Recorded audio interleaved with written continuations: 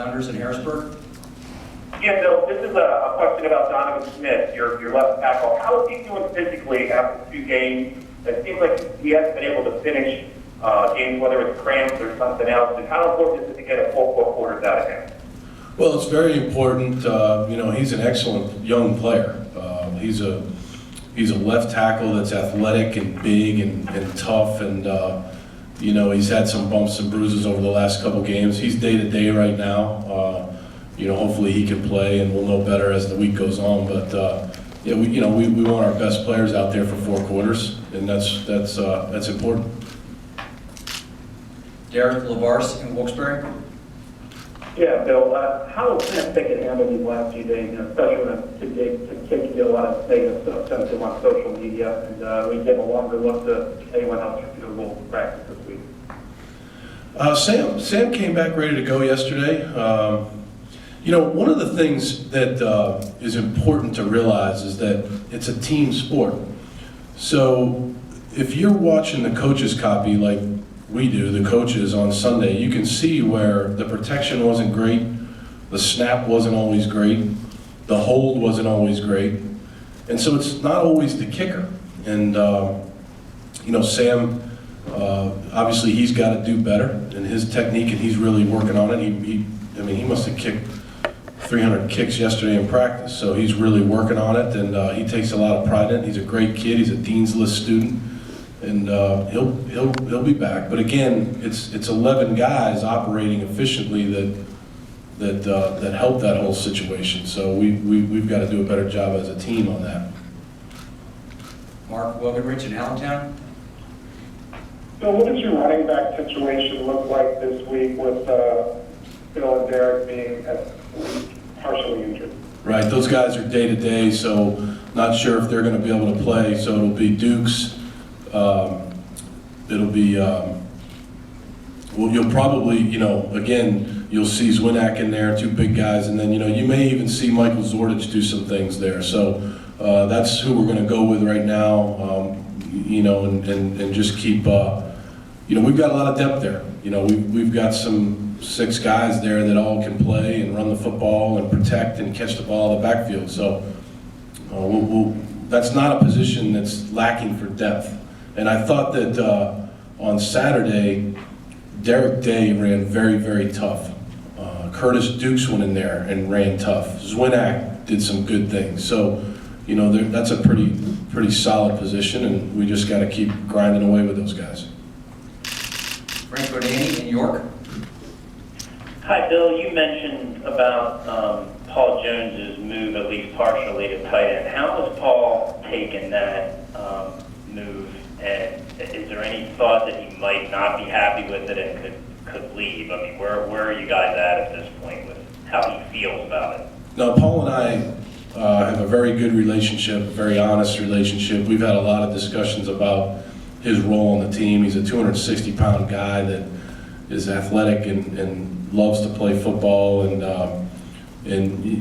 we feel like right now the best thing for us to do with him is to try him at this F position. Now the F position is not really a true tight end. It's somebody that can play out wide as a wide receiver. It's somebody that can play in a wing position in the formation. It's somebody that's a move guy. It's somebody that can line up in the backfield.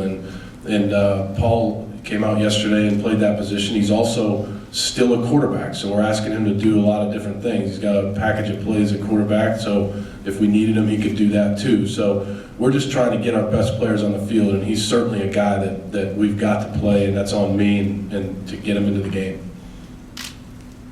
Joe Giuliano in Philadelphia. Yeah, hi, Bill.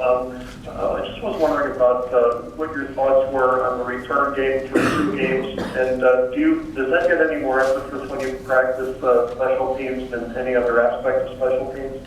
We spend a lot of time on the return game. Start with the punt return game.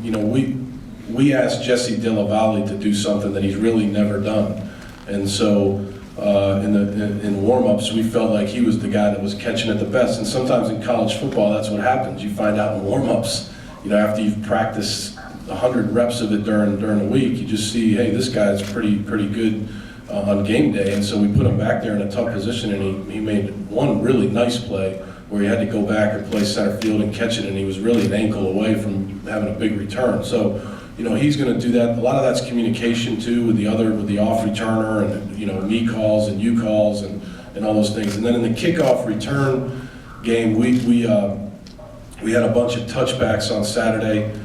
We still will stay right now with Adrian Amos and Alex Kenny back there.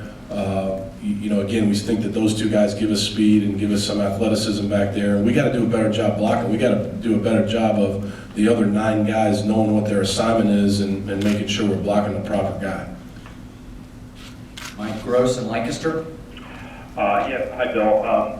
Now that you've looked at the film a little bit, you know, coaches always talk about making that big leap from week 1 to week 2. Do you feel like there are areas in which you made that leap and the team did improve generally? And you know, in what areas do you feel like you improved?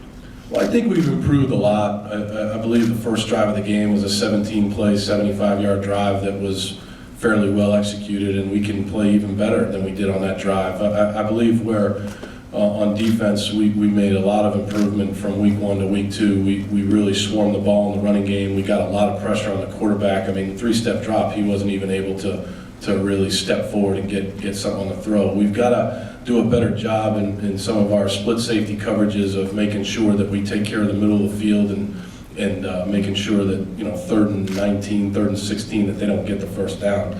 And I think if we improve on that, we'll play well defensively, even better. I think special teams-wise, it's obvious. You know, we've got to do a better job with our field goal PAT unit.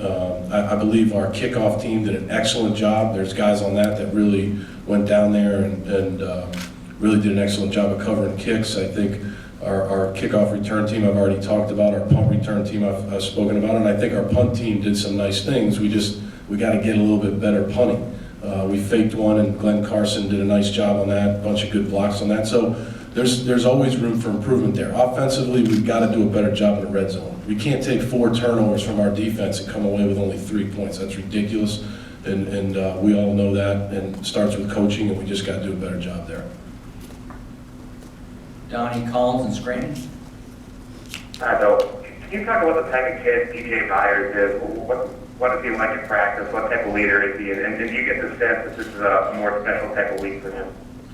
It's probably a very special week for him, and also Brent Smith, who's a guy that's come onto our team this year and has done 2 tours of duty in Iraq.